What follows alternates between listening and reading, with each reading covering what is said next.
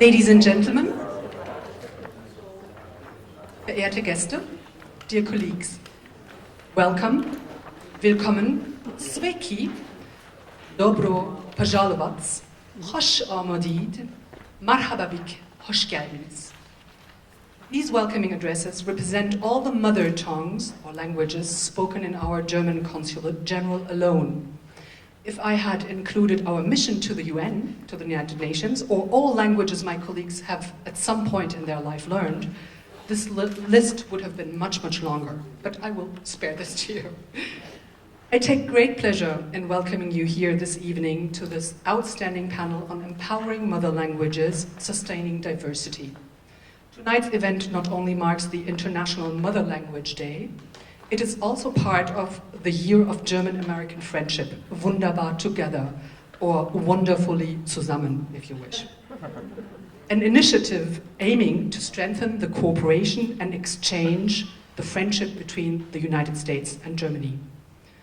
The outstanding panel that you're going to follow later was organized by our academic partners and partner organizations, the University of Cologne, represented by Eva Bosbach, the New York University, represented by...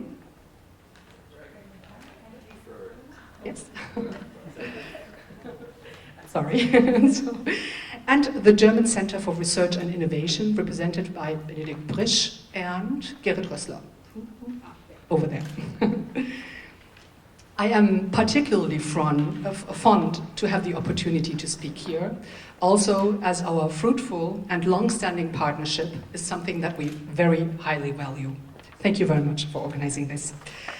When writing this welcome address, I asked myself what being bi, or rather, if you count all the language that at some point in my life I've learned, multilingual, means to me. I think the overarching message I would give or would like to give is probably that being multilingual enriches people's lives. It provides social and economic opportunities. Knowing languages allows people to connect with others, learn other perspectives and cultures, and break down barriers. All this is certainly true in my case, not only with regard to my mother tongues, German and Turkish, but with view to all languages that I've studied at some point: English, French, Persian, Arabic, Russian, well, and Latin, which some ungratefully consider a dead language, but I do not. So. But what makes the difference when looking at mother languages? In my case, it means to remain connected with part of my family and heritage. Let me explain. One of my favorite children's series is the Maus TV. All Germans among you know Sendung mit der Maus? Yes, probably. This show, first aired in 1971, can be seen today in almost 100 countries. Each show consists of several short stories, short clips, video clips, you would say, in new language, I think. First of all, Sachgeschichten, which means non-fiction stories. These are educational features on a variety of topics, very interesting ones, prepared for smaller and small children so that they can understand it. And, even more important, Lachgeschichten, which means, literally translated, would say funny or laughing stories, funny stories, to amuse the children. What I liked as a child watching the show myself, and still like today, is the summary of the show, which was given in the beginning of the show. It was always in the same format. It was given firstly in German, and then in a foreign language, and very many foreign languages. And at the end of this summary given in this foreign language, a very funny voice would say, "Das war Norwegisch," or "Das war English," or "Das war Russisch," something like that. I like this very much because it was so funny to listen to all these different languages you could not understand at that time, but knowing what was said because the summary first was given in German. We enjoyed that very much being children, particularly as my friends were from Romania, Greece, England, Poland, and Spain. And each time when one of these languages would show up in the second summary, there was a lot of screaming and laughter because we could understand, or at least our friend would understand, what is being said. I'm telling you this because In this show, for the first time, I heard one of my mother languages, Turkish, spoken on a national German TV. In my childhood, usually Turkish and German meant two different and two separate worlds. And in this show, for the first time, these two separate worlds came together. And being a child, this meant to me that some separate languages became part of one world and began to complement each other. Because I understood, and later in my life, with growing older, I more understood that these two languages are part of the same life and not of two different and separate lives.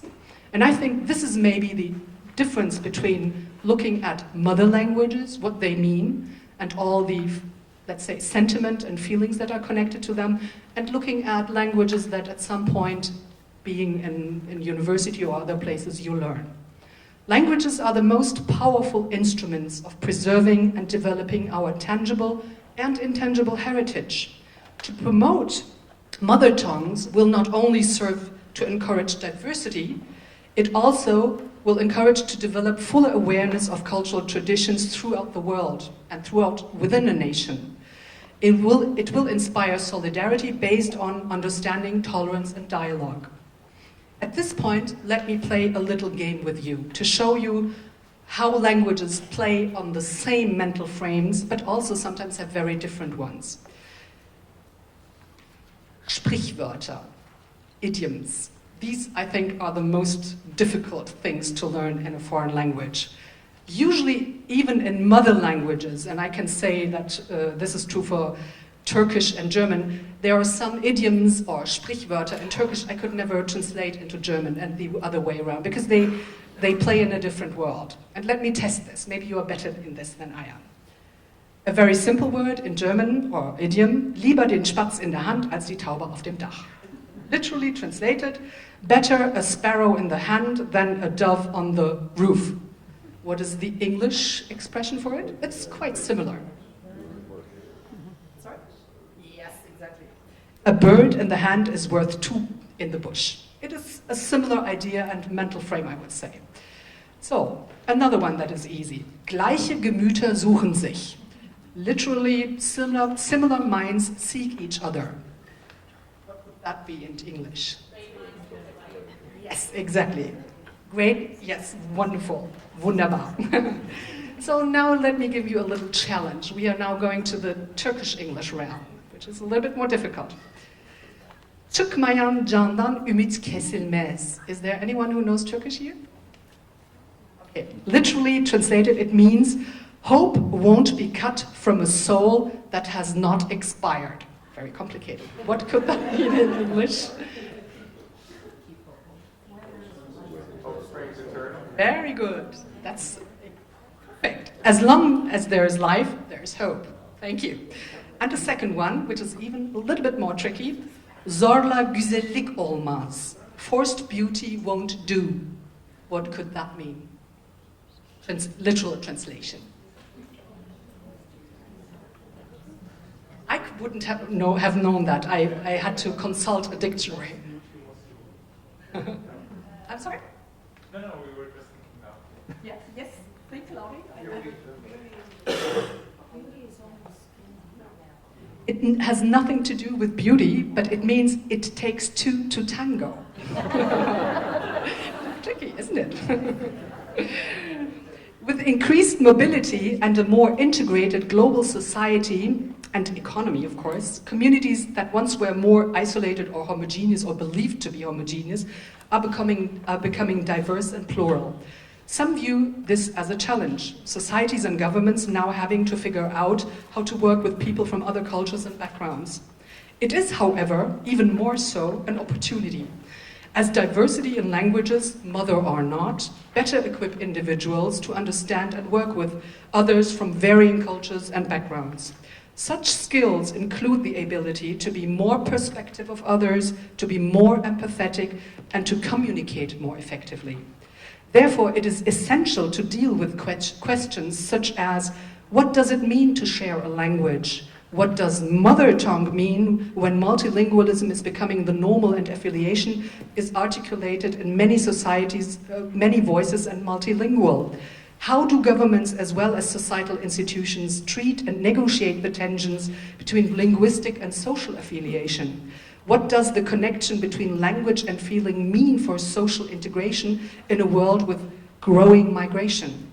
All these questions, and I'm sure that many of them will be touched upon in the panel, are important, I think, for modern, innovative, and future-looking societies. I, for my part, look forward to listening to the excellent panel participants gathered here tonight and wish us all an inspiring evening. Thank you.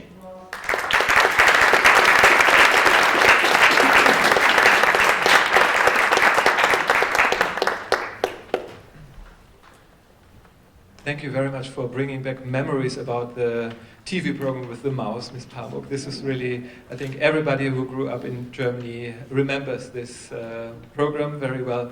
So, good evening, ladies and gentlemen, dear Ms. Pamuk, dear Mr. Carlos from the New York City Council, dear Eva Bosbach, dear professors from University of Cologne and NYU, dear Eva Bosbach.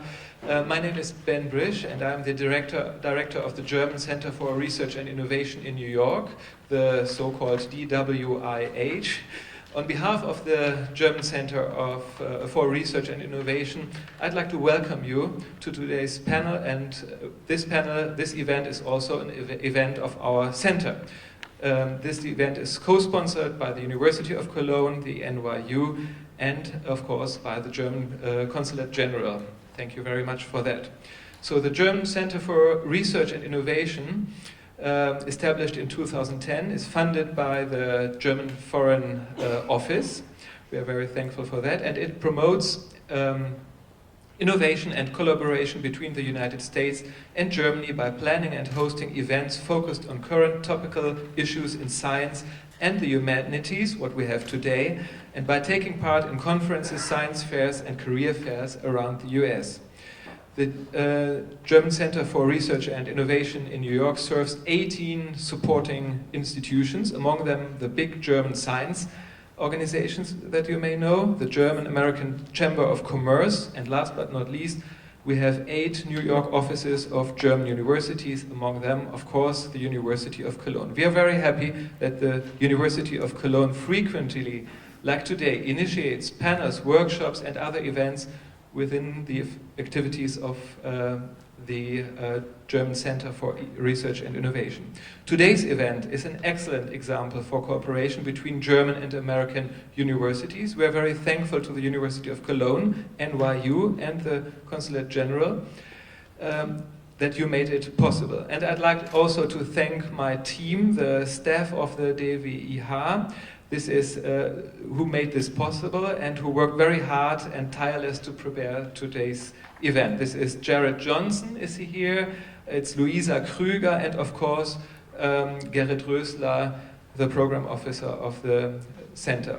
The topic of the panel, Empowering Mother Languages, Sustaining Diversity, is very relevant in a more and more globalized world and with an increasing number of diverse societies. New York has been known for centuries as a city of countless nationalities and cultures, and many languages being spoken by its citizens, of course. And I am an alumnus of the University of Cologne also, and I have seen the city of Cologne also become more and more diverse in recent years. I'm excited to see today we have a group of distinguished professors from Cologne and New York discussing the challenges and, I guess, the potentials that there are in today's more and more diverse and multilingual societies. On behalf of the German Center for Research and Innovation, I thank you for your attention and I wish you interesting discussions and an exciting evening. Thank you.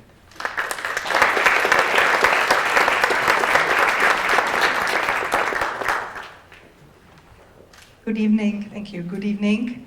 Guten Abend, dobrý večer, bonsoir.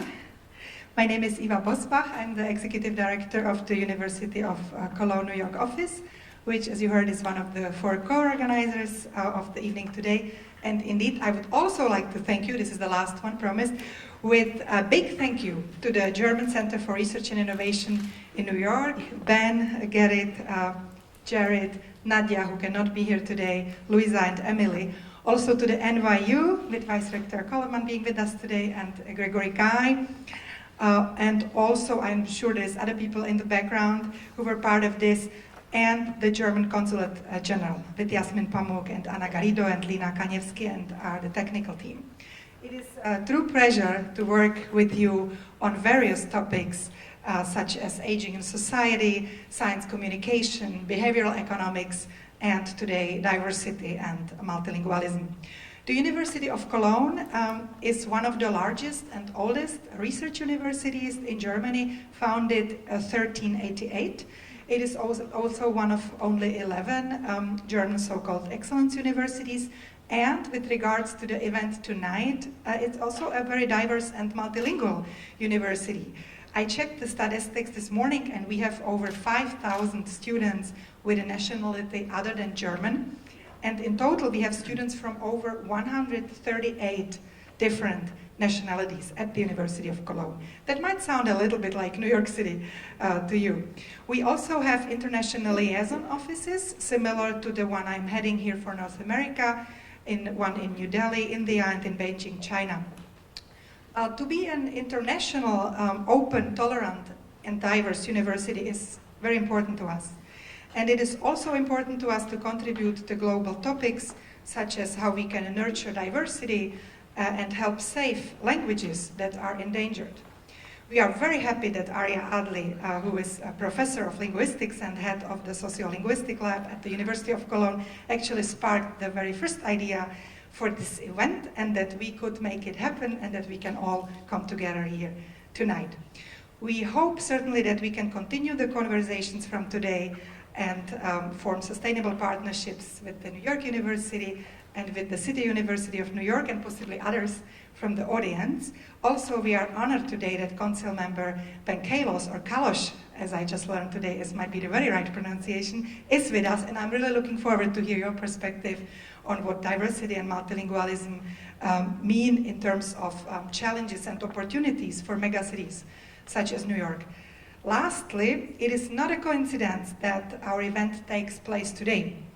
Not only are we celebrating, as Yasmin already mentioned, the year of German-American friendship, right now under the motto Wunderbar Together, and if you go ahead later and Google it, you will find a whole number of events that are happening across the US to highlight that special friendship between Germany and the US. But it is also February 21st, so it's the United Nations International Day of the Mother Language. And for those of you who are able to stay with us after the panel, we will have a reception that will take place upstairs on the 23rd floor with a fantastic view on the United Nations headquarters. So that's it from my side, and it is now my pleasure to hand over to Gregory Guy to introduce the musicians. Thank you all for coming.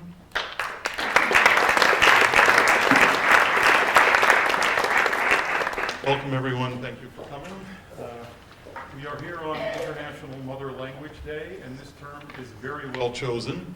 Our first languages are always the language of our mothers, our family, and our community. So they're associated with a lot more than just communicating information.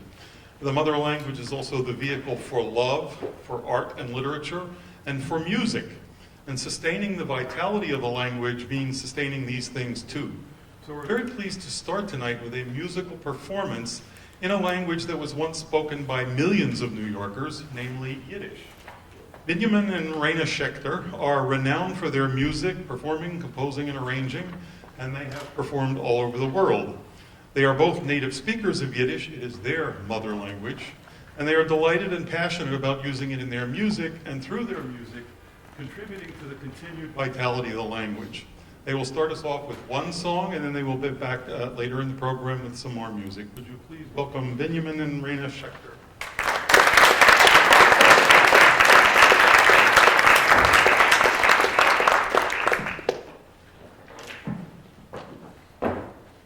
This first song, Eagleman Fiddle, is about two traveling musicians who share a very carefree attitude toward life.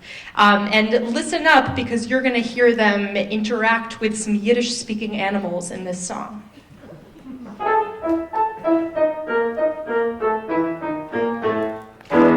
Über Felder Wegen auf a Wogenhäng mit Seen in Wind in Regen fuhren Klezmer zwei. Ach Jiddisch, oi ach Jiddisch, sog wer seinen sei. Idel mitten Fiedel, Arie mitten Bass, das Leben ist a Liedl, to wusche seinen Kass. Hey, Idel, Fiedel, Schmiedel, hey, das Leben ist a Spaß. A Zieg steht auf der Lonke, in Mecke treurig meh. Hey, die Zieg, die scheute, treurig sein ist fett. Schockelt das Bädel, Taki, Taki,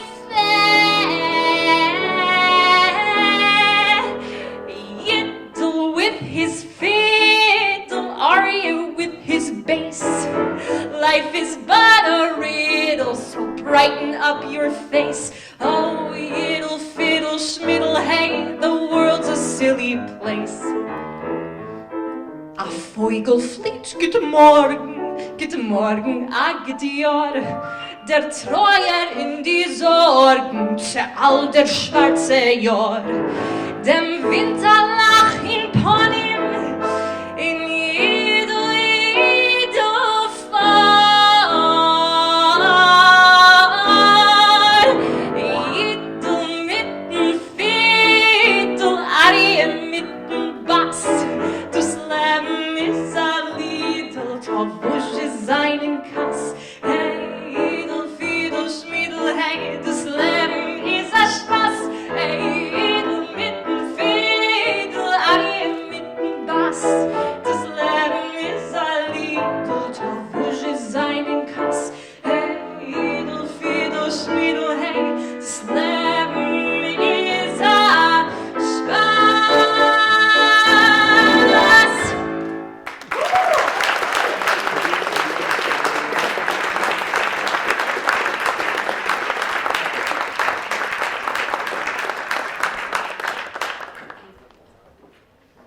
Thank you so much for this musical contribution and for adding yet another voice to our panel on multilingualism and diversity tonight. I would now like to introduce to you the moderator of our evening, Dr. Rosemary Fell. Rosemary is currently Wilbur Marvin Visiting Scholar at the David Rockefeller Center at Harvard University. And you can find further details about her impressive career together with the bios of the speakers and musicians in the handouts that we place on your chairs. Most of you who know Rosemary, though, know her from the Modern Language Association, where you were executive directors, I think, for 15 years. Could that be? For 15 years. What brought the two of us together, I would say about 12 years ago, yes, in 2007, was the Year of the Humanities in Germany, which was the 8th in the row of those years which Germany dedicated to different academic research areas. And yes, there was first the year of the physics and the life sciences and chemistry, but an official year of the humanities did come and was celebrated with many activities quite similar to the year of the German-American friendship that we are celebrating in the US this year. I was working on a paper back then for the BMBF, the German Federal Minister of Education and Research, on how the humanities and humanities scholars are doing in the USA. And I will never forget how you, Rosemary, basically recruited me to go lobbying with you and the Modern Language Association on the Capitol Hill to tell the politicians that there is something like the Year of the Humanities in Germany, and how humanities are especially important, which was true 12 years ago and is still true today in today's society. So Rosemary, it is my great pleasure that you can join us to moderate the evening tonight, and the floor is now yours.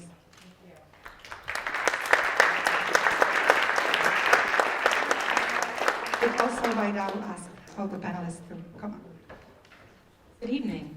It's a distinct pleasure to moderate this panel, a very diverse panel, not your usual academics only, and I look forward to a fruitful dialogue both with the panelists and then with you. Because you have the bios in front of you, I just want to point out the order of who is here. So to my right is Arya Adli, Professor of Linguistics at the University of Cologne. Next to him, Gregory Guy, Professor of Linguistics at NYU. And then we have Ofelia Garcia, who is at the Graduate Center of CUNY. Lisa Coleman, Senior Vice President at NYU, and Councilman Ben Kalos, who is a City Council member. So I'm going to start out by asking each of our panelists a question which they can take in any direction they want, and then we'll have some general questions and then turn it over to you. So I'm going to start in order, so with Arya. So why don't you just take the general notion of the challenges and opportunities when we think about diversity and multilingualism in whatever perspective you wish. So we had just actually a scholarly workshop in which we have discussed the need to go deeper and what we can learn as scholars when we look more at other languages and cultures. But actually, what I want to stress here is that it's a much broader issue than the scholarly questions. So I often feel extremely happy and comfortable when I'm in an environment in which I see that there is a lot of diversity and many languages spoken, and that there is not the need to hide languages that you speak, but where you can rather be part of the entire city and the entire town with all the differences. And I think this in its broadest sense, where I think I can later on also add some anecdotes from the life, is what brings me here and why this issue is not only a scholarly question, but something heartfelt. Thank you. So, Greg, when we think about linguistic research, what can you tell us about preservation and loss of mother tongue?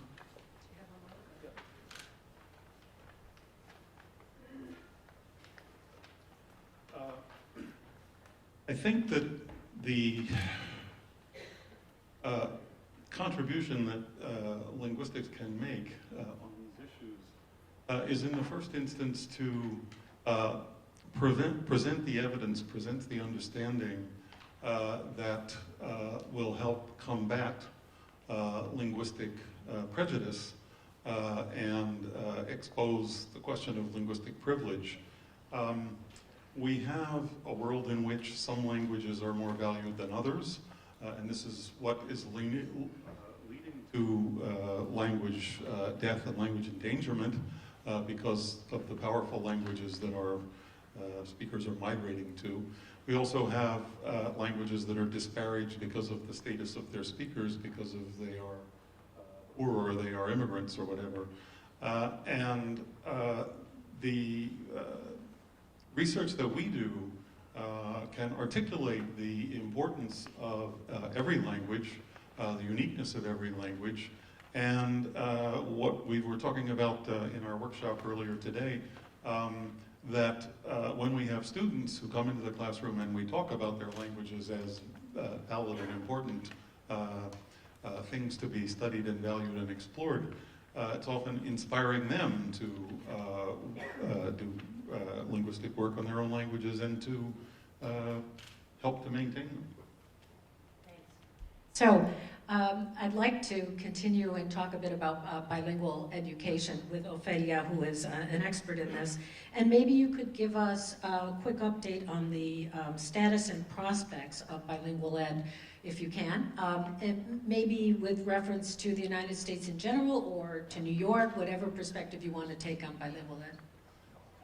So I think the main problem is, I wrote the Multilingual Apple with Joshua Fishman, and I'm so happy to see the Schechters here because I remember those days in Bainbridge Avenue. almost a quarter of a century ago. And I think, well, what has changed in the 25 years and what has remained the same? And I think what has changed, of course, is there's more diversity than ever in the schools everywhere. And yet there's very little recognition of the bilingualism of the students. I'm so happy you started out with that story tonight, because I do think that one of the big problems is that we recognize bilingualism only when it doesn't exist. So in the schools, it's only when the students are considered English language learners that we pay attention to it. It's what I always have called the idea that we pay attention to the tail and not to the elephant in the room, which is our multilingualism as a city. And this is exactly what happens in the school. So only when it's seen as a problem is it addressed in some way. However, when all the bilingual New Yorkers who make up half of the population of the city, we don't pay any attention to it. So it's interesting to me how schools, and certainly the way in which we have set up bilingual programs, are either for those who do not speak English or for those that do not speak the other language. But we forget that what really makes New York City multilingual is the diversity that we have among us. And I think that is a big challenge, and I think that is, we're complicit as scholars, as applied linguists, as sociolinguists, as educators, in the idea that no attention is paid to this fact. Thank you. I wanted Lisa to, since NYU is such a diverse, multilingual, multi-ethnic community, both in New York and internationally, I wanted to ask you how, in your role or how in general, this kind of diversity and linguistic inclusion might be happening on the diverse campuses that you are overseeing and thinking about. Thank you very much. It's a pleasure to be here with you all. NYU is, and so I don't know how much people know about NYU, but we have a campus here in New York, we have a campus in Abu Dhabi, and we have a campus in Shanghai. We also have 11 other sites across Europe and places like Sydney, etc. Another 13 sites in other locations, just to give you an example of sort of where we're located. And then within our language study program, we teach over 50 languages in that program. And then we have another program where we actually bring students together with, and many colleges and universities do this, where they have some sort of program where they bring students and faculty and or administrators together on a weekly basis to have language experimentation and think about how we learn across languages. And this is really important for NYU because we really want to encourage our students to actually learn other languages and be fluent. But I also wanted to just underscore this because I think this is crucial to something that we believe wholeheartedly, and it piggybacks on some of the comments that have already been made. Diversity and linguistic diversity is crucial to innovation. And when we think about where we're headed with the new workforce, new economies, thinking about robotics, data science, whenever we think about the new workforce, what we know is that's about innovation. And we also know that what feeds innovation is diversity. And without diversity, innovation does not thrive. And that includes multilingualism. And so part of what my role is I'm the Senior Vice President for Diversity, Inclusion, and Innovation. And it's crucial that that marriage is there. And I think when we're thinking about language, we should also be thinking about how cognitively that's important in terms of how it influences particularly students and how it helps them to think better, stronger, and faster in those spaces of innovation. Good points, and also from your mouth to businesses' ears as far as innovation in languages are concerned. Absolutely. I'll just say this. This is also when we think about the business case, and we've been doing a lot of work with thinking about where our students will be employed, and that's multi-sectored, right? So that's businesses, banks, and also arts industries. And so really thinking about this connection between diversity, linguistics, and where we're headed as a globally interconnected nations. We'll get to the elephant in the room since we started with the tale about English in a minute, but let's turn to our councilman, Ben Kadosh, who, as a city councilman, you have obviously been involved in education policy, and so I'm wondering if you could clue us in a little bit about what the city does as far as multilingualism and diversity in the schools. First, I just want to thank you for having me here to be on a panel with such distinguished guests. To the audience, there is so much happening in the city right now for you to be here. Thank you. New York City has over 800 spoken languages. We are the most linguistically diverse city in the world, or at least so says our research here. And as was mentioned, half of households have a language other than English being spoken, and it may be more than one language. And in my home, I think we have 3 languages. I'm in English and Hebrew, my wife is English and Russian, and who knows what my daughter is speaking. She's 1 and she's still figuring out different words. So sometimes we think she's saying English, Russian, or Hebrew, or something she just made up. But that being said, in our public schools, we have 3 different programs, as was alluded to. We've rebranded our English as a second language to English as a new language for English language learners. We have a transitional program where both English and a transitional language are available in the classroom.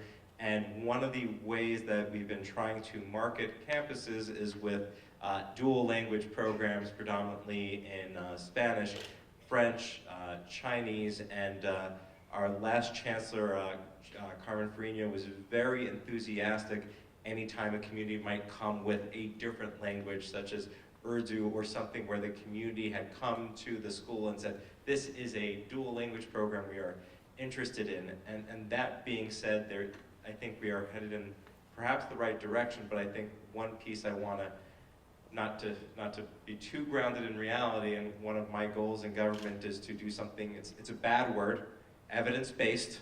It's bad 2 words. We don't like to say those words in American government, but connecting academics with the governance and how we make policy. But when I look at the schools in New York City, they are more segregated today than they were when the Supreme Court struck down segregation under Brown versus Board of Education. And that comes with linguistic segregation. I represent both the Upper East Side and East Harlem.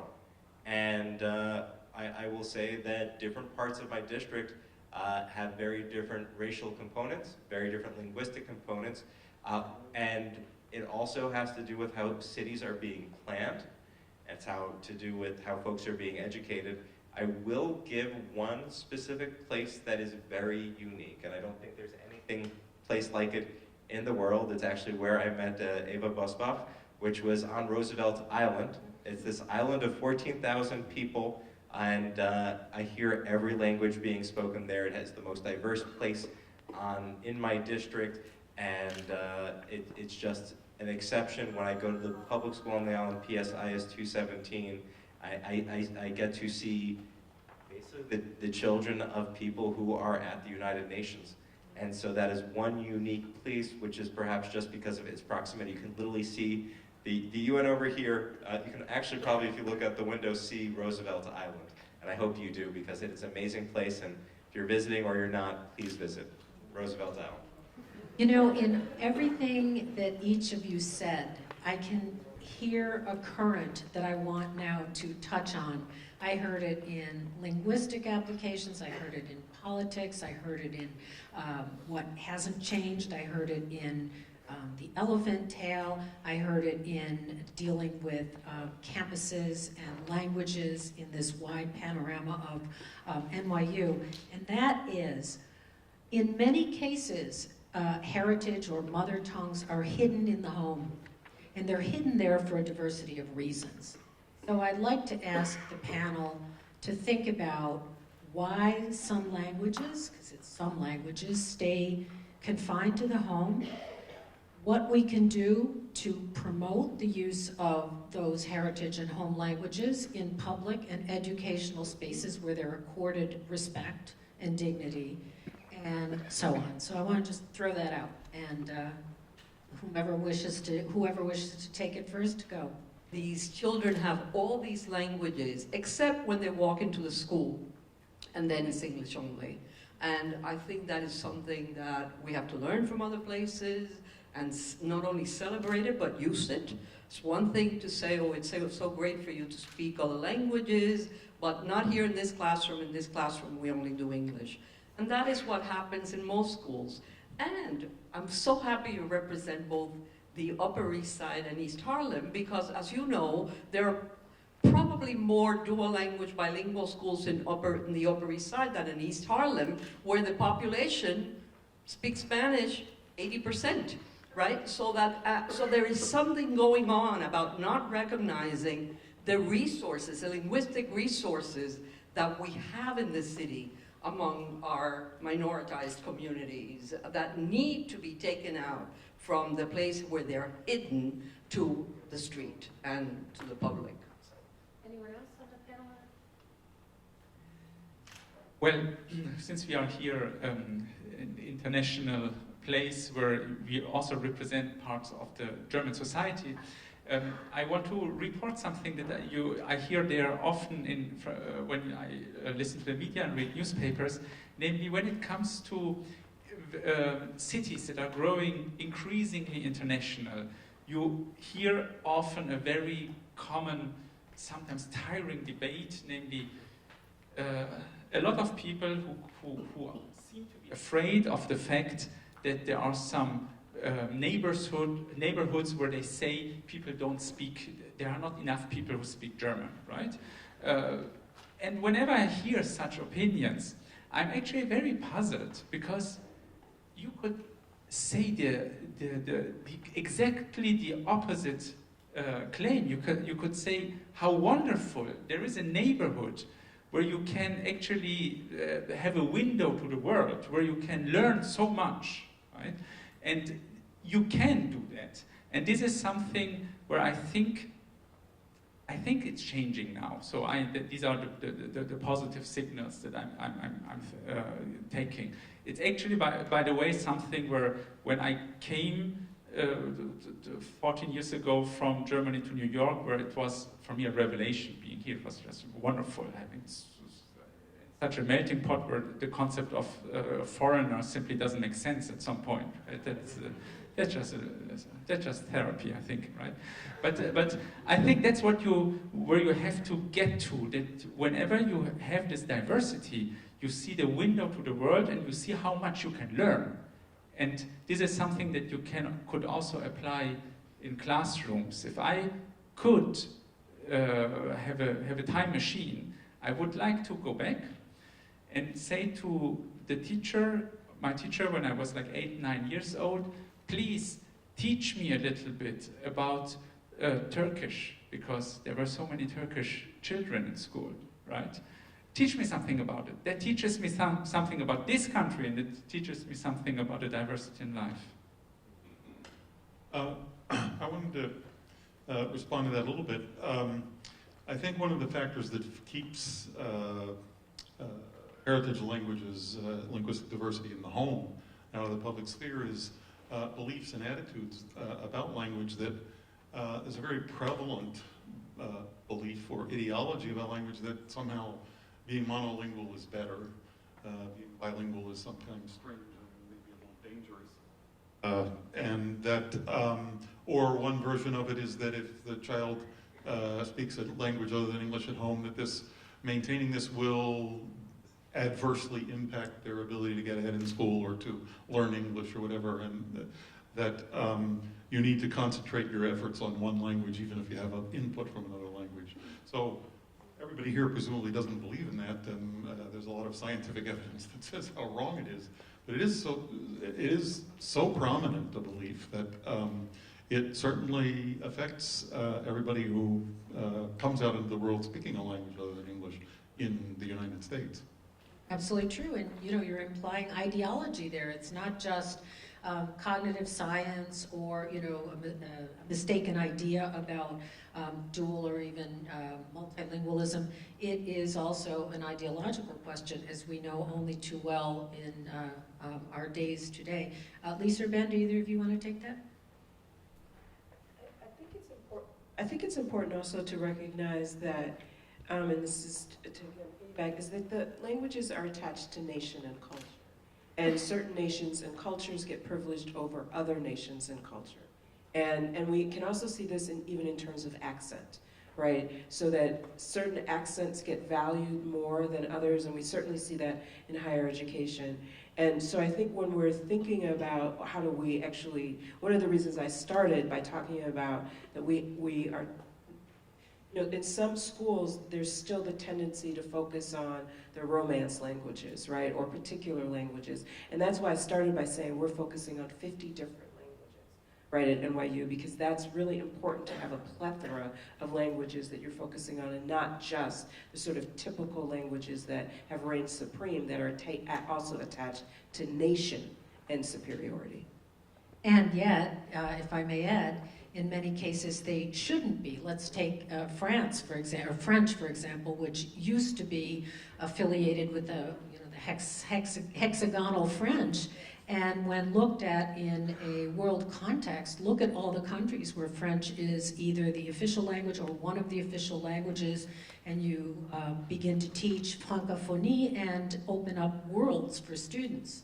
Exactly, you think about patois, right? So there are all these ways in which the modification of language as well is so important in thinking about how do we, that disruptive moment, right, in terms of moving language forward. And what we were talking about earlier, ASL as a language, Black vernacular as a language, and the importance of teaching students the diversity of English, Englishes, as it's often called. The question that you asked is thankful everyone else spoke, because it gave me a lot of time to try to figure out an answer, because for me it's been very, very difficult. I represent a community, it's Yorkville, and Yorkville originally attracted German immigrants before it attracted Hungarian immigrants, and where you have, and so part of that leads to segregation, where you have segregated communities, but it also creates communities of interest where to this day there's a part of the city referred to as Chinatown, and there are the language is out in the open. So in one, my wife and my in-laws are Russian speakers, and there's a part of our city referred to as Coney Island, and there's a lot in Russian right there. So when you have communities of affinity, there is more openness to taking the mother language out of the home. That being said, my family is Jewish, and so we came from Germany. In Germany we were Kiner. When we moved to Hungary we became Kalosh, because we changed our names, and so we stopped speaking German, we started speaking Hungarian. When my grandparents came to the United States and I wanted to learn Hungarian, there was absolutely not at all. But at the same time, I think one of the other places where languages do come in is at the Greek Orthodox school in my district. They teach Greek, and you have children who are not Greek but are Greek Orthodox learning Greek, and I imagine that I was encouraged to learn Hebrew. It was very highly valued. My grandparents were very proud that I spoke Hebrew, but not that, and proud also that I didn't speak Hungarian. And part of that was they had lost their accents, and so at least within my religious background and my culture, there's a trend towards assimilation. And then you also have this German area of Yorkville on the Upper East Side, which has been gentrified to the point where we've lost almost every single cultural touchstone in the community. So many of you have also brought up the question of English, and when heritage languages are in the schools, being the students being labeled English language learners, which is not a good thing, by the way, in general, for the students. But I want to return to the question, I called it the elephant in the room, of English. So, and in the business community, we in the humanities are always attempting to show businesses why hiring multilingual employees is good for businesses, and yet, as we know, English has become dominant in the language of the internet, in commerce, and the pressure for speakers of all languages in the world, especially the higher up they go in the educational system, to learn English and to use English. So I wanted to ask you whether you think that this global pressure toward English is having a negative impact on the retention and cultivation of heritage languages.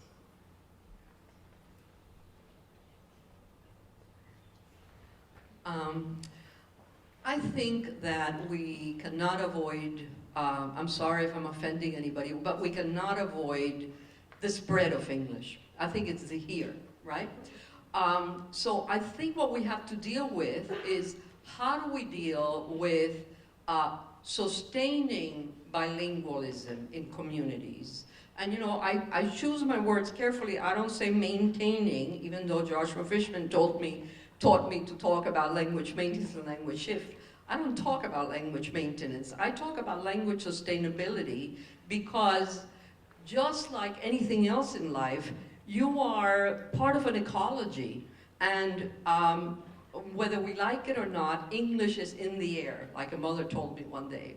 And when English is in the air, you're going to have to deal with it, and it's going to have some effect in the language of the home even, you know, because we are not going to maintain that language in the way that it was spoken back in Mexico and back in Germany. Our children are growing up bilingual, and because they're growing up bilingual and they have to develop this bilingual identity that you were talking about, they're not German and Americans, they're German Americans, whether we like it or not. So we have to think of the ecology in which you're living if we really want to sustain bilingualism and promote multilingualism in the world.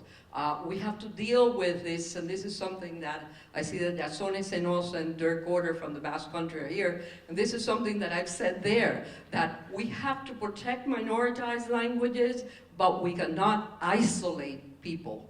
People are living in this global world, and our children are living in the internet, and there is more presence of bilingualism in the internet, but it's not solely in one language or solely in the other. So we have to deal with it, and I think we have to adapt. At the risk of sounding a little impractical, I'd like to look at that question from a historical perspective. So English is powerful now, and prominent around the world as a consequence first of the British Empire and then the economic and military dominance of the United States over the last century, roughly. But of course, at earlier times in the world, there were other languages that were prominent for the same sort of reason. Latin became the language of Europe and North Africa because of the Roman Empire. And so these dominant languages come and go depending on the political fortunes, and we have no more reason to expect that the US and English will continue to be the dominant language in the world indefinitely into the future. My son was a fan of a Chinese-American hip-hop artist who had a song which the refrain was, you know, China's growing, learn Chinese. Not to sound in any way un-American or unpatriotic, but if you hadn't said it, I was going to say the exact same thing, and just to say that English has been part of a imperial system set up by England and part of the contracts, and the United States has been the superpower for a very long time, since World War II, and now we're just seeing a resurgence of other languages. I will also tell you that there's other cultural imports. I watch, growing up, I've watched a lot of television in Japanese. There's an anime convention here in New York City that I participate in, and has 45,000 attendees. We also, I think economics will underlie where things go, and then when it talk about like Netflix and the fact that Netflix is now an international company, based on my watching tastes, I am now getting fed. I just watched a show in Turkish, The Protector. It was pretty. So it's just one of those things where, with subtitles and what have you, we're starting to see perhaps a situation where folks are being exposed to a lot of different languages, a lot of different cultural products, and I think the one show I didn't get a chance to watch was they had done subtitles in Klingon, and it's a little rusty. Well, this brings me to, did you want to go, Lisa? This brings me to an ideological issue that we have to address here. Maybe you all know the joke, but it isn't a joke. That there's actually a bumper sticker that says, if English was good enough for Jesus Christ, it's good enough for me. I think it exists. Right? So the notion of language and political ideology and government intervention, I don't mean in the schools, I mean in the culture at large. So I'd like us to think about the wall, the proposed wall at the Mexican border, the repression, I know everybody goes, the repression of Spanish language coupled with the demonization of people of Central American, South American descent who are, and Caribbean, who are often people of color, to think about those issues as they relate to language. I know that these are hard issues, but I don't know how we can talk about heritage language, mother tongue, without right now speaking about this moment in the United States. Not to mention some of the comments about countries depicted as, well, shitholes, because they are filled with poor people and people of color. I mean, we have to talk about this, so talk about it. So there are two things. So, go ahead.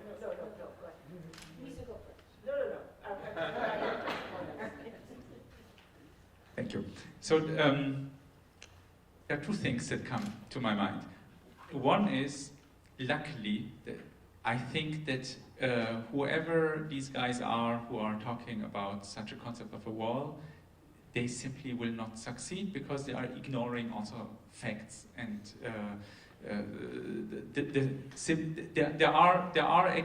there is a social dynamics and also processes of migration and also processes of population growth that already exist that simply goes on. I mean, you can have this political program or not.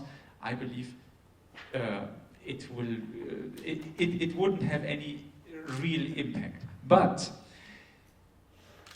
imagine now that you really put on a system with such a repression that you will bring down the migration rate. That's so something that, as I said, I don't really think that they will succeed, but imagine they did, right? Then, this is something that I did with a colleague where we looked at some, we simulated it in a computer simulation, what would happen.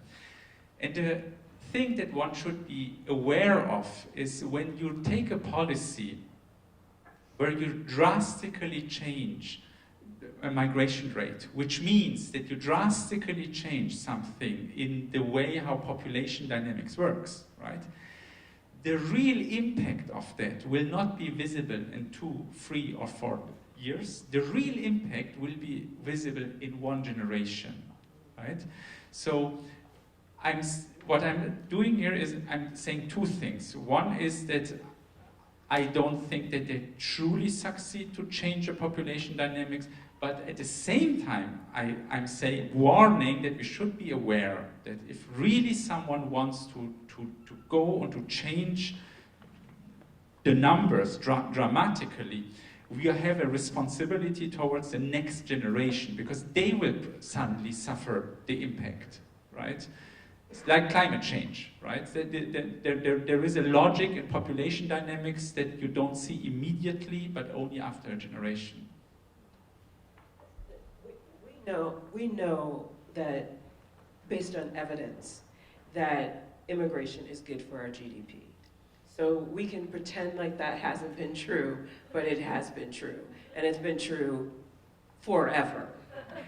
I mean, we can go back to the 1800s, and I mean, even things that have been discussed here, we would not have railroads. There are a lot of things that we would not have, and some of that was about forced immigration. It wasn't just about choice in immigration.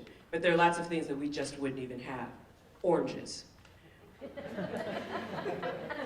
So, I mean, right, I mean, this is just the reality. But I also wanted to say that when we think about the suppression of countries, individuals, what we have seen over the last, certainly 10 years, is the rise of populism, the rise of nationalism, and that just not in the United States, but in certainly in Europe, etc. And what many scholars would like to suggest at this point, that this is a last gasp in some ways, right? That we're seeing, right, tremendous migratory shifts across Europe, certainly, and the United States, and shifts in terms of what's happening with the darkening, meaning the blackening and browning of particular countries and nations. And that is of great concern to a lot of people. And so we're seeing a lot of this sort of rise of a particular kind of nationalism. So for me, the question is not whether or not we are going to see tremendous shifts. We're seeing tremendous demographic shifts. But the question is, will we be South Africa? So will we see power shifts? And so that's what I'm interested in talking about, right? Because we will see demographic shifts. In other words, we will see people of color growing in numbers in the US, in Europe, etc. But what we might not see is the shift of power. And so I think that's where the discussion is that we need to be having, because what we know about the system of apartheid is that we had a system for a very long time where you had a majority of people of color and a system of oppression that kept those people of color, right, and disenfranchised for years. And so that is what I'm sort of interested in with this rise of nationalism and populism, and to keep our eyes on that so that we are conscious of the political decisions that we're making. And I'll end my comments by saying I'm very excited by the shifts that we've seen in terms of the US with these last congressional elections. I hope that we see those shifts nationally and internationally. Good points, all of them. Anyone else on this? I'd like to say something because walls, as we all know, always divide. They never bring us together. Multilingualism. This doesn't really work. Okay, but this one works. No, the men have the ones that work. You notice that? Us works too, Rosemary. So, so we know that walls divide. But I want to talk about the way that it impacts children in schools. I was in a first grade classroom the other day where the 6-year-old started crying, and the teacher said to her, "Why are you crying?" And she said, "I'm afraid my mom is going to be deported." I was at the Rio Grande Valley at the University of Texas, at the Rio Grande Valley just a couple of months ago. There was a teacher who takes her children home every day because she's afraid that the kids are going to be picked up. There was another teacher crying because she had an undocumented student who was going to graduate, was first in her class, and she didn't know what she was going to do. So the suffering that is going on, that is impacting this population that has now been told that they're criminals, that they're rapists, I think that is the real tragedy of what is happening.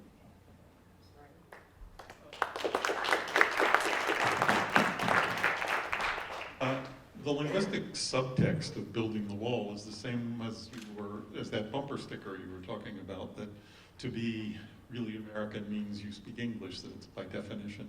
And of course we know that's ridiculous, that aren't the indigenous American Indian languages more American than anything else. And my favorite particular point on this is Otto Santa Anna is an American linguist at UCLA, I think he works at. He's from an old Spanish family from New Mexico. And so his family was established in New Mexico around the time the Pilgrims settling in Massachusetts. And so whenever he hears something like, you know, go home, in America we speak English, it's like, you go home. This is my home. And that's the point that we have to make about this. There's no reasonable basis when one of the many languages of America can be defined as essential for identity or citizenship. True, and yet, because of general societal oppression of the Native American languages and the Spanish language, that because of the redrawing of the geopolitical boundaries made those lands United States possessions, this all brings us back to the ideological questions and the hope that Lisa expressed, that through advocates in Congress who recognize these truths, there may be some societal change. I'd like to build on what a lot of you have been hinting at, which are some of the myths, both from a scholarly perspective, from a senior administrative perspective, from a public official perspective.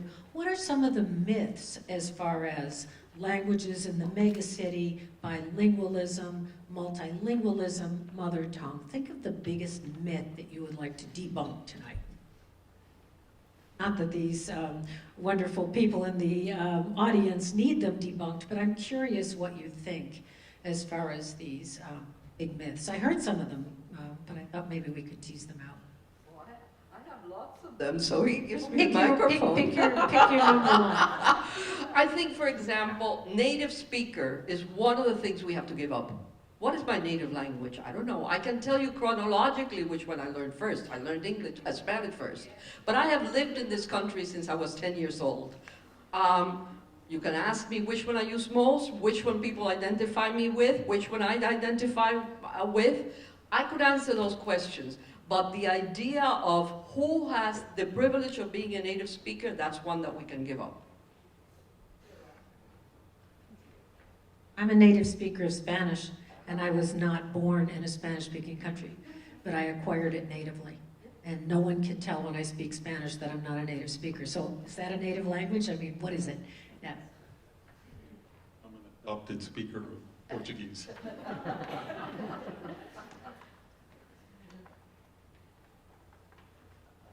A lot of the focus of this panel has been talking a little bit about the how the president of this country has kind of set up a tension between us and Spanish-speaking nations to our south, and the wall isn't actually going to keep anybody out. The folks crossing the border at that location is actually at an all-time low.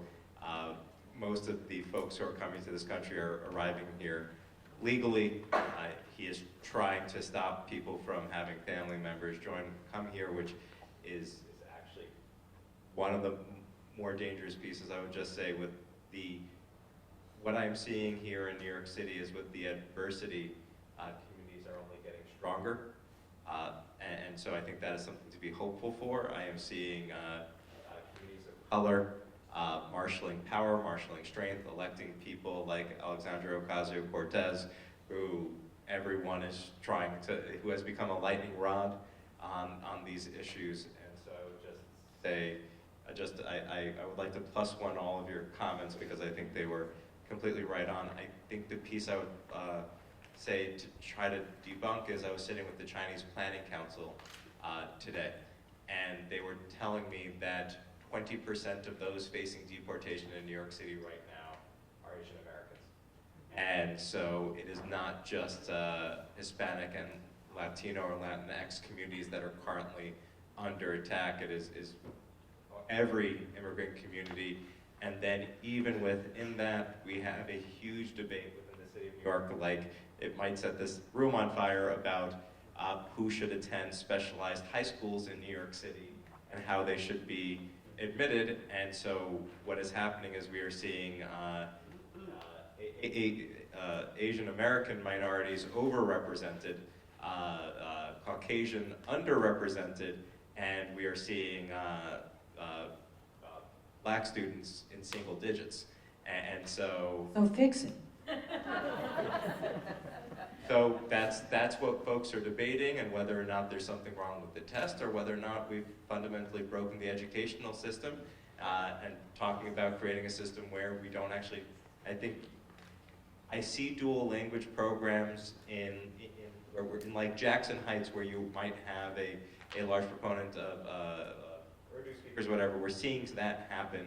We're seeing like French happening in like very upscale communities where it might be a high-value language. But you're right, I'm not seeing dual language programs in East Harlem where you have English and Spanish in a way that it would be valued and should be valued. So I think just in terms of fixing it, the issue is when I went to the specialized high schools, they were actually a lot more diverse with a lot more different folks of every single community. One of my best friends literally got off a plane from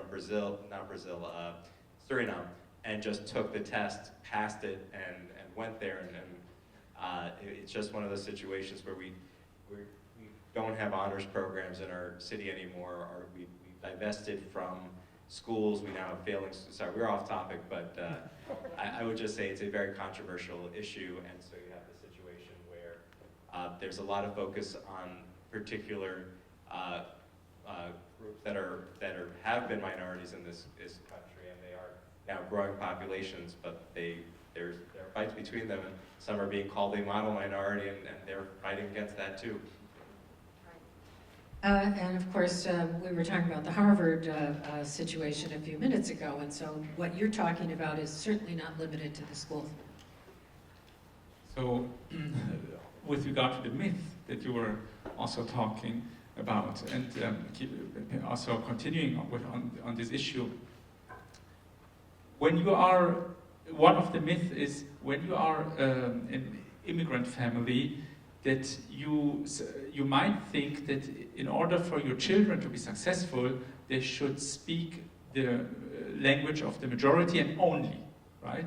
So this is actually, I think, a very dangerous myth, because this is exactly what is destroying multilingualism. And I remember actually something that taught me a lot was one anecdote 10 or 14 years ago when I knew a Mexican person, and whenever I met this Mexican person, I talked Spanish to her. And one day she told me that when I address her always in Spanish, she feels like that as if I want to see something low social class in her, right? And that taught me a lot, I think. So and talking about coming back to the wall, I don't think that this idea of the wall, well, maybe I'm still among the optimists, will really change something in a population, but there where it can change something is that it gives such a bad prestige to a language that the more and more families of immigrants start actually to believe that in order for their children to be successful, they should really hide the other language and be English only. And so maybe the damage will not be done actually, the effect will not be at the border, but the effect will be actually with the population that is already here. I'd say just one thing on that point. I think the myth that I would like to attack on with respect to language and education is that bilingual education is only for the benefit of the linguistic minorities. And this was made in a rather backhanded way by Ed Koch when he was mayor of New York. He actually supported bilingual education, and on one occasion somebody was asking him, why should we pay taxes to have programs for those Spanish-speaking kids? And he said, no, don't you understand? Our kids can learn Spanish from them. So, very unfortunate way of putting the point, but it's not just for the linguistic minority, it's education educational advantage for everyone. Exactly. Last point to Lisa, and then I'm going to open up the Q&A. I would just like to say the myth is that, to piggyback on that, it just makes you smarter. You're just smarter. I mean, I say this, I said this to you earlier. When I was younger, I learned sign language. It was the second language I would learn. And I started taking sign language courses when I was 7 years old. And it changed how I thought about the world. Like literally how I thought about the world changed from taking sign language and from learning that language over time. And so it just makes you smarter. So to conclude this amazing discussion, I'd like to open up to you with the following lema. Monolingualism is a curable disease. And I think we've heard some of the ways in which it can be cured, and to just simply say, to Aria's point, the wall may not make a difference in migration and so on, but it will be a mark on the American soul, all of our soul. So just to say that. So for the Q&A, is there a mic that can be circulated? Yes. Great. I'm going to call on people. I'm going to ask you to really ask a question. Don't do a speech. Give me a question, nice and short, and then I'll ask a panelist to take a jump question. So, yes, sir. I came to America, I want to have nothing to do with Germans, I want to speak English. And the question is, I live in Jackson Heights, and not just the older people, all the young people, they speak nothing but Spanish. And I wonder how they could be sold the idea, it's a good idea to speak English more and to help them in the school and in their job, career situation. Anybody want to answer that? We know that Spanish speakers are becoming bilingual at the same rates as every other group. It's just that right now there has been more of them, and you're comparing them to another historical period. So, but it changes very quickly. Look at the children in the playground and tell me what language they're speaking. It's a problem. Yes, sir. I have a question for Rosemary, the moderator. You were the head of the MLA for many years, and one of the problems we have in this country is that many foreign language programs die. At the college level, schools, many times kids don't even have to learn a foreign language anymore. What, in your experience, like policy-wise, has actually worked to reverse that trend? The first thing I would say is that the rest of the campus has to get behind the language programs. It's not an isolated thing, classrooms and languages and other than English. It's a system. So the person in history who's teaching Holocaust history, there should be a professor of German and Yiddish and other languages that are spoken in Germany and the countries involved in World War II accompanying that classroom. I have a very radical idea, which is in this day and age, no college or university should hire, at least in the humanities, a professor who doesn't have more than one language. I mean, duh, you know? That's the first answer, is that departments should not be isolated. And the second thing is, and this is really incumbent on the leadership of the university. It isn't just the dean, it is the provost and it is the president. If the president doesn't embody that leadership for multilingualism and the cultivation of languages, you're not going to get it from the dean who's shuffling her budget and trying so very hard. So that's just my short answer. So I have a much longer one when you have an hour. Let's go to the back of the room, please. I see a hand to the back on my right. Good evening. I just want to ask a question about the next level. We talked a lot about education, but I would like to talk about the workplace, actually. I work at the UN, actually, just across the street. And we have a fantastic language learning program, and we have lots of language skills in the UN. We have people from all of our member states. But still, we have a dominant language, which is English here in New York City, at least.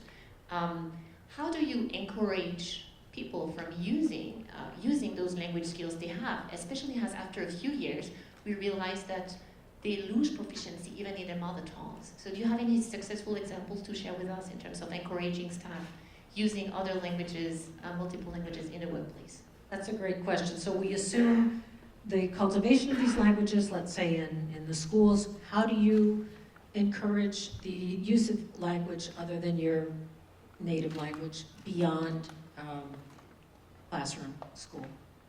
One of the things we're starting to experiment with is organizations have these things called employee resource groups sometimes, and they're often formed around sort of women in technology or things like that, and we're actually starting to explore this in terms of linguistic groups because we have so many people working at our different locations, and so bringing together people, for instance, in our campus in London, different people who speak Urdu or different languages, and utilizing that also, because what we're trying to do is recruit. So we're utilizing those groups, and now they're called business resource groups, but bringing those groups together across language and the culture. The point that I think we can make to students as university teachers is the value for a future employment career, for a professional career, to have other languages. In some ways that are fairly obvious, if you want to be a social worker in New York, you really need to have languages like English. But also in ways that are more specialized. We've had a number of graduates of our program, our doctoral program in linguistics, go to work for Amazon, to work on the Alexa project, so that Amazon wants to sell Alexa in all the languages of the world. And they need a lot of people with linguistic competence to do that. Thank you. Dave DiGregorio, Tenafly Public Schools.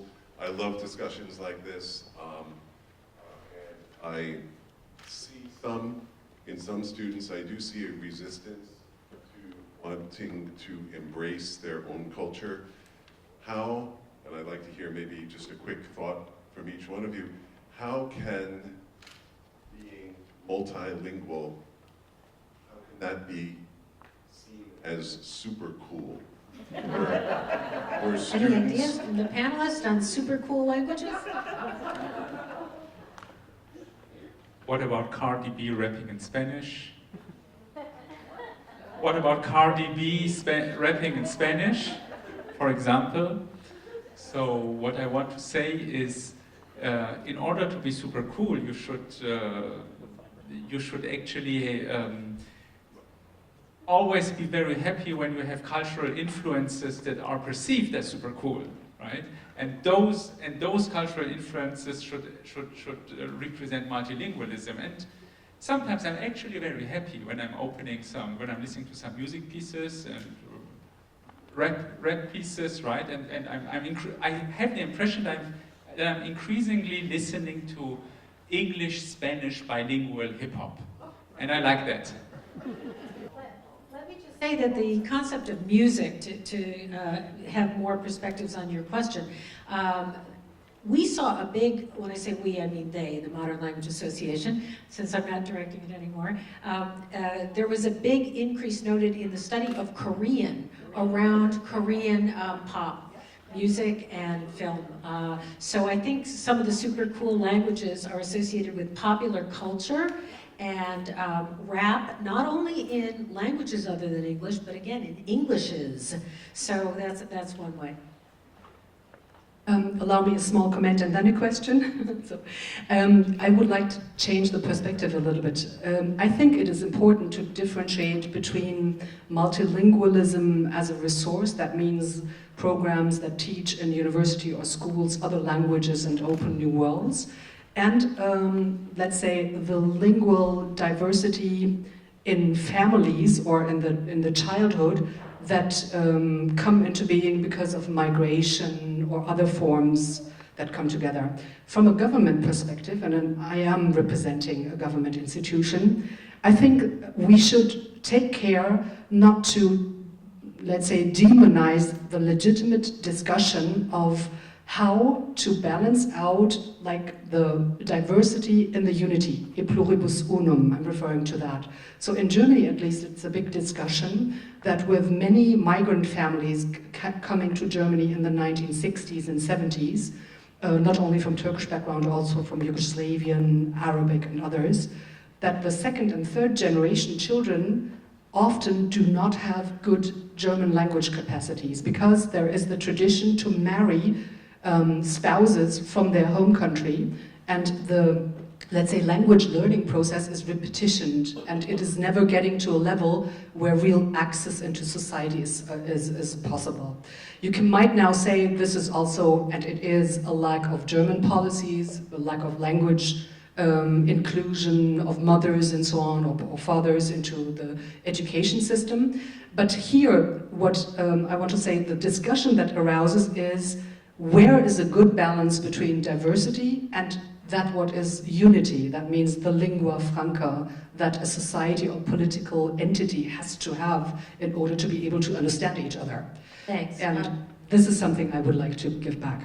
Any responses on the balance between diversity and lingua franca?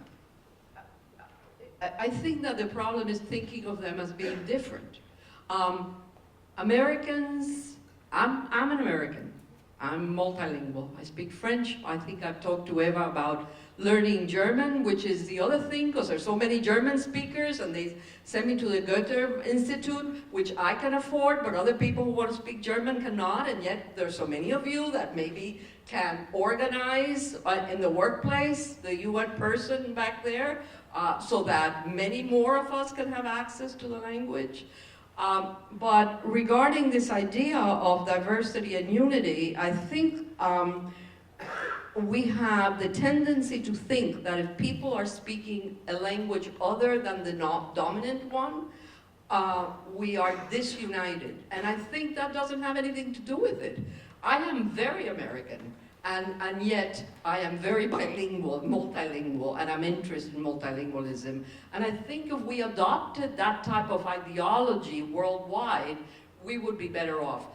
As far as language learning is concerned, it all has to do with the affordances that are given to us, the opportunities that are given to us. If we have the structural opportunities and the educational opportunities to be in good educational programs, we become very good users of language. If we don't, which many minoritized people are not given those opportunities, then we don't, because they go to schools that are under-resourced with teachers who are not prepared, etc.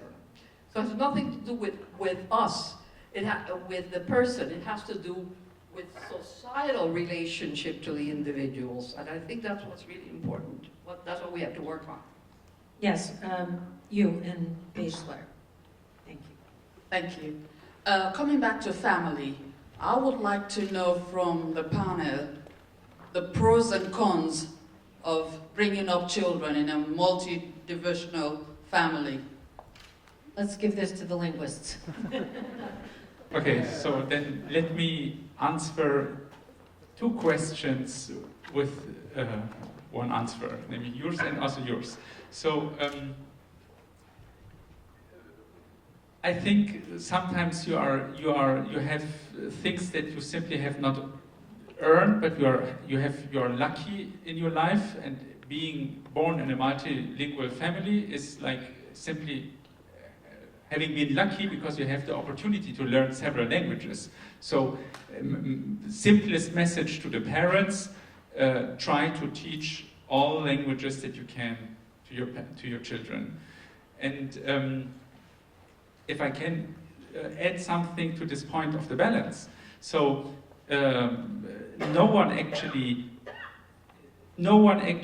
has a problem with going back 3 generations with the Germans, that in the next generation they also have married a German, and the next generation also have married a German. But when you have a Turkish background, suddenly people have a problem with that if you marry a Turkish person and the next generation also marries a German person.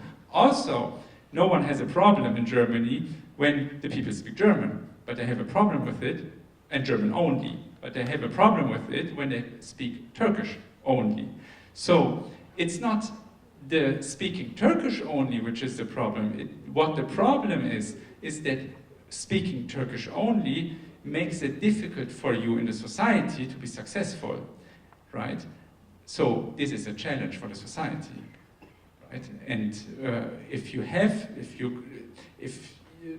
because you and I are among the happy few immigrants of our age generation there who had the chance actually to have probably good education and be successful, right? But maybe this is not the government position or not of everyone, but my position is that shouldn't be a door only for the happy few like you and I, but those who speak Turkish only or Persian only or whatever only and not German, they should have equal opportunities. So that would be the society that I'm dreaming of when I'm then flying back to Frankfurt.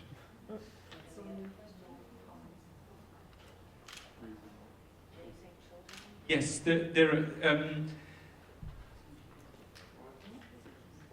it's now, of course,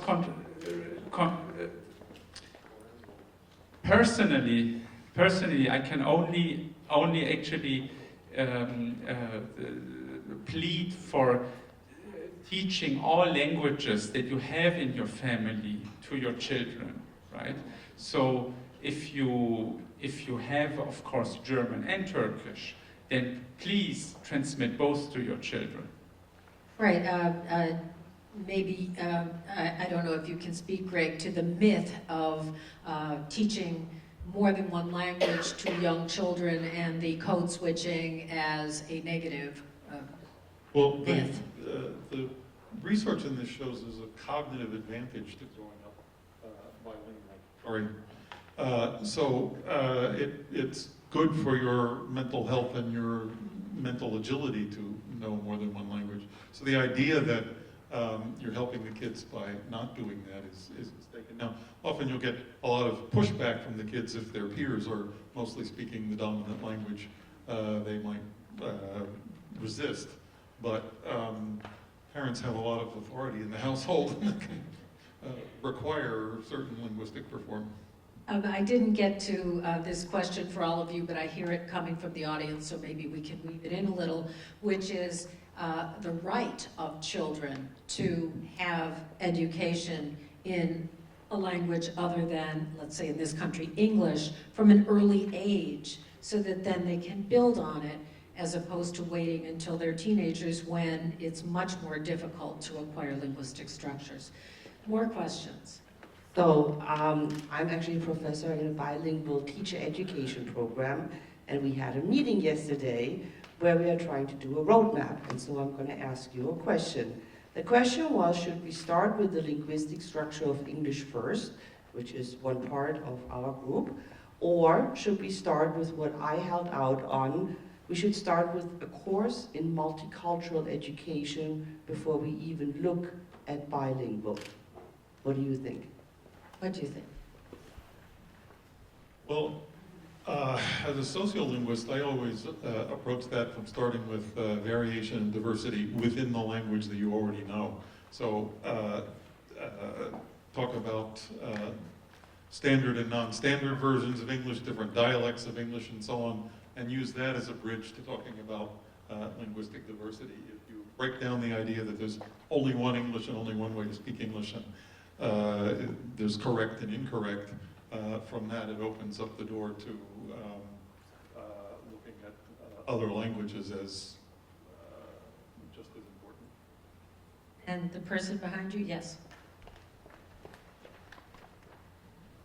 I actually have a comment and a question on what's being done. Maybe there's some movement on the educational policy here in New York.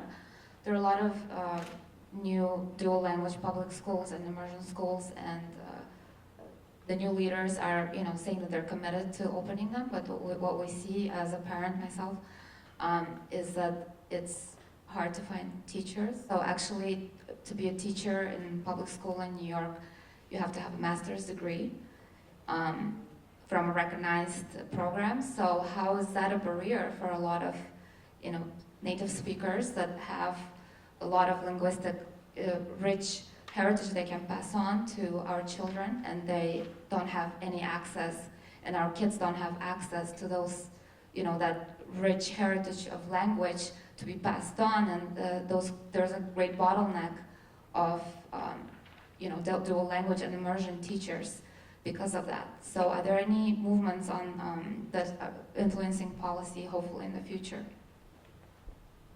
If I can just ask a quick question before you give your mic back. Are the dual or multi-language people you're speaking about, do they already have a master's degree equivalent from a different nation, or do they not have the master's educational background or equivalency? Well, that's just general. If you try to recruit, I'm sure you could find people with, pedagogical degrees, educators.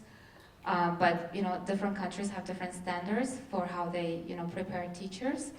A lot of people who are in our communities, immigrant communities, it's actually easier for them to work as babysitters and nannies, and they make money right away, and it's easier than trying to go through hoops to become a teacher. It takes years, it takes a lot of money to pay for a master's degree and become a teacher, and we're not utilizing that huge resource right here in our communities. That's an excellent point. So I think if I can rephrase a bit, what are we doing to make master's degrees accessible to our potential language teachers, especially given that in every state, according to the American Council on Teachers of Foreign Languages, there is a teacher shortage for language teachers. So anyone have information on what's being done to give access to potential language teachers? I don't have any information, maybe you do, but I do want to say that bilingual teachers deserve the same respect that all the other teachers do. They have to be good teachers, and sometimes just because you speak a language doesn't make you a good teacher. Having said that, there has to be more flexibility in our teacher education programs, which are regulated by New York State, in the state, so that there are more teachers of even French. We can't find enough French teachers for the dual language bilingual programs. Bengali, Urdu, I mean, all of these programs need teachers. And again, there are community members who speak those languages. So there has to be a way, and in some communities, like the Chinese community, I've seen what they do is they bring in paraprofessionals, usually elders, who help the kids, but that doesn't solve your problem because you want to make sure that these are not just paraprofessionals, but teachers. But we have to take steps. So the reason I was asking the question, and just to follow along the same lines, was just I'd actually be very interested in engaging to look at the populations and their pedagogical backgrounds, and to see what the current pathway is, and if they already have it. So I'm an attorney. I had to go to law school for 3 years. If somebody wants to practice law in the United States, they have a one-year degree called an LLM, so that they don't have to redo all 3 years. So if somebody already has the educational background and they're coming from a different nation, I'd be interested to see what it is. And I would just say that the lowest bar we have in our country right now is something called Teach for America, where you graduate college, you don't have the master's degree, they put you right in front of a classroom without the same education and skill set as some of the other teachers in your institution. It's been something we're dealing with, but at the same time we have a teacher shortage, so I'm very interested in this issue. So as linguists, we spend a lot of time in our classrooms talking to our students about facts and myths regarding language.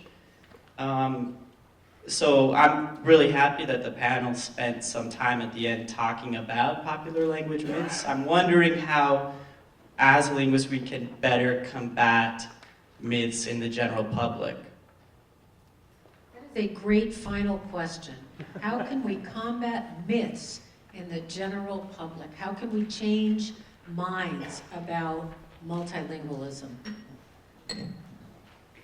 And discuss the biblical languages from Greek and Latin and Aramaic and the other languages that maybe Jesus Christ and those who wrote down the stories may have dominated. I don't know if I know. I know what I do in my classes, which is perhaps at some point counterproductive, but I rant and rave about the myths and about monolingualism being a disease and the other sorts of myths of the standard language and so on. But I don't know if that's having any effect on the general public. Do you have a thought on that? In our workshop this afternoon, we had a nice presentation for the eye on what we call linguistic landscapes, or the signs, right? So I think if you're walking through a city and you see what your eye perceives is multilingual, and multilingual in a way that it's inviting and it's all the time reminding you that there is a unity and diversity, right? I think this is maybe a way, at least one step forward. I would say, obviously, traditionally trained academic, I have to say, use the research, right? I mean, research is so important, so we have to go back to the research. But I think meeting students, I spend a lot of time thinking about how I meet students where they are, which sometimes is very frustrating. But that's part of the job that we do is, right, I work as a faculty member and as a person who works a lot with millennials and Generation Z and the double A's. And yeah, that's the new ones. And yeah, they're new, they're brand new.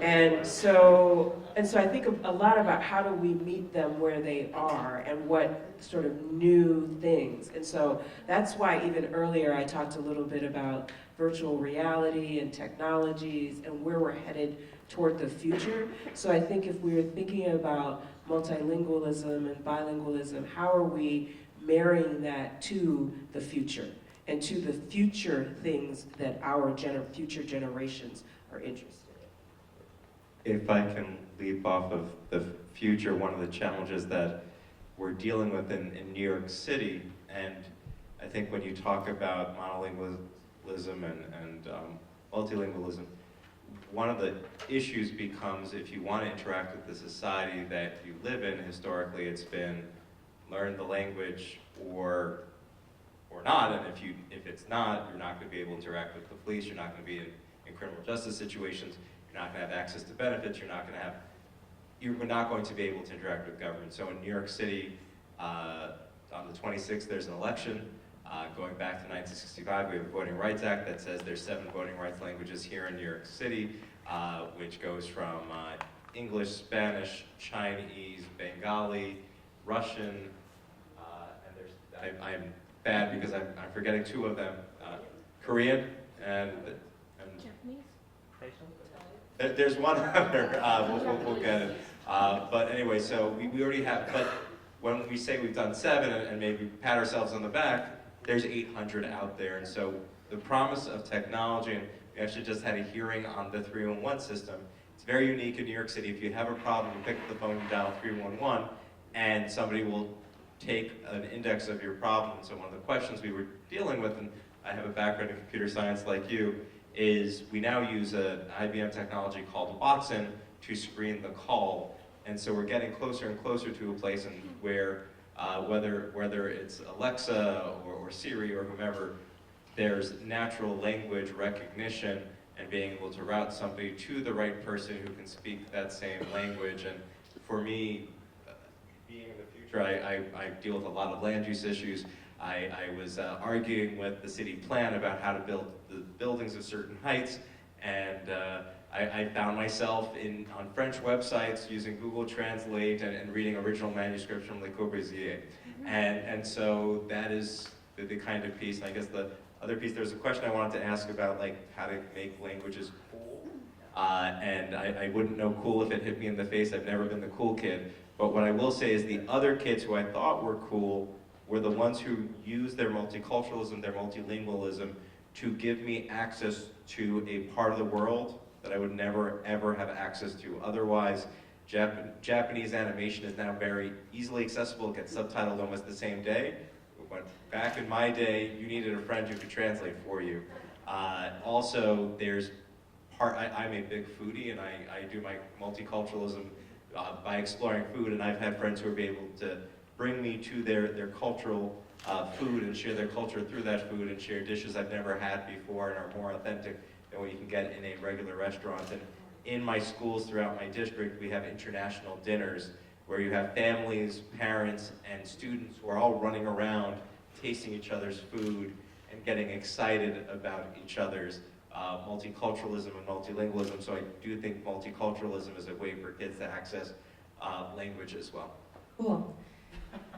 Rapidito. I want to say muy rápido that to dispel myths, scholars can do it, even policymakers can do it, families can do it. And someone asked before about families and super cool.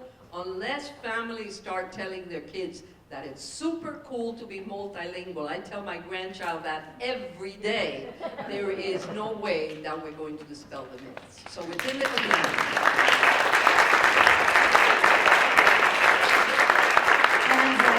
To conclude with one final myth, which is that Americans can't learn languages. Para español, pulse el 9. That's it. Thank you to the panel, and thank you for all your questions.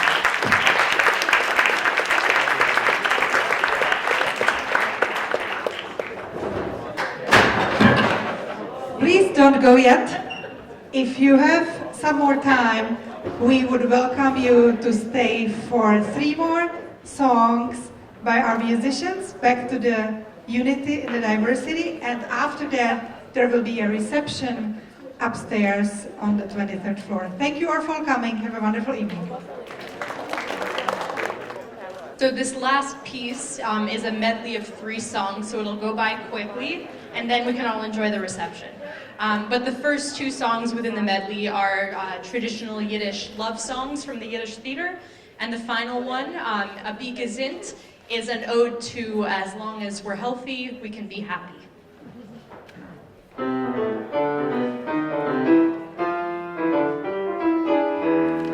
Sag es mir noch einmal, oi, sag es mir noch einmal, weil ich bin gern zu hören, die schöne Werte von dir. Tell me those words again, oh, oh, oh, tell me those words again. They make me feel good and real good, there's nothing I'd rather hear. Mein Herz, es wächst in mir, als in der Finger ist freit, als ich hab erlebt, zu hören von dir, als ehrlich errät. Sag es mir noch einmal, oi, sag es mir noch einmal, oi, ne schumele, sag es mir noch einmal. Oi, Mama, bin ich verliebt. Oi, Mama, bin ich verliebt. A klezmer du Mami getreie, liegt mir nur im Sinn. Ich wein in Lachen, weiß nicht, Mama, auf welche Welt ich bin. Oh, oh, Mama, am I in love? Oh, oh, oh, Mama, am I in love? Ich wollte die ganze Welt darin gerne nehmen, in sie gedrückt zu sich. Oh, oh, Mama, bin ich verliebt.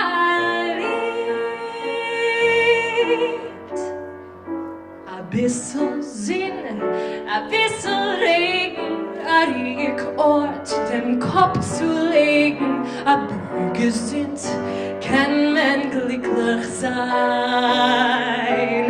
A Schich, a Sock, a Kleid und Lattis, Käschene, a 3-4 Slottis, a Bürgersind, kann man glücklich sein. Die Luft ist frei, bei jedem gleich. Die Sinn, sie scheint für jeden einen, Adem oder reich, reich, reich, reich. A bit of a rain, some sunshine after after a coin or two, some peals of laughter, you have your health, everything's just fine. Einer Sicht das Schier ist, einer Sicht Gewirr ist, einem in die ganze Welt. Einer meint das ganze Glück, hängt nur ob in Geld. Sollen alle sichern, sollen alle kriechen, nur ich tracht bei mir. Ich darf das auf Kapuris, weil das Glück steht bei meinem Tier. A bissl Sinn, a bissl Regen, a ruhig Ort in dem Kopf zu legen, a gesinnt, kann man glücklich nur gesinnt, ist man glücklich, a wie gesinnt, kann man glücklich sein.